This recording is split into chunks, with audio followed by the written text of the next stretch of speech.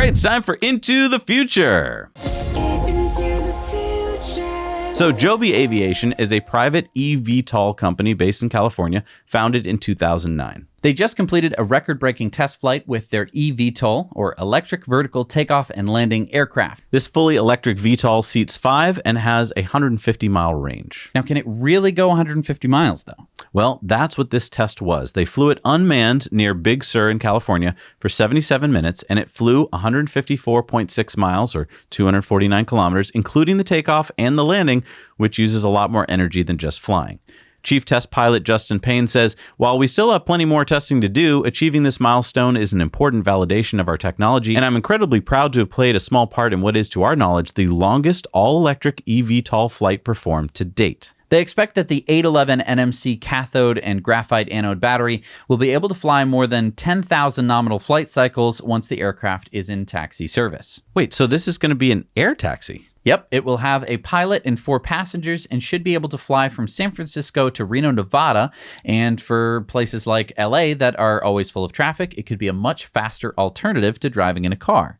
LAX to Newport Beach, for instance, at a top speed of 200 miles an hour, gets you there in about 15 minutes compared with an hour and 15 minutes. So they're still private? Well, actually, they finished their Series C with investors like Toyota and Uber and BlackRock holding major stakes in the company. But they are going public with a SPAC called Reinvent Technology Partners, or RTP, which should bring Joby $1.6 billion in cash to keep the runway open for a bit longer. Now, disclaimer here, Jesse and I do own stock in RTP. Joby expects each aircraft to cost $1.3 million and generate $2.2 million in revenue when they start flying as air taxis. And I think this is a really important space to be looking at because it does seem futuristic, right? It seems like full self-driving cars or something that must be 40 years away.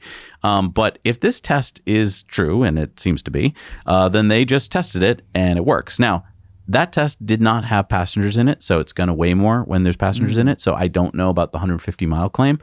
But let's just say they can't go 150 miles. Let's just say they can do LAX to Newport Beach, which is not that far. Right.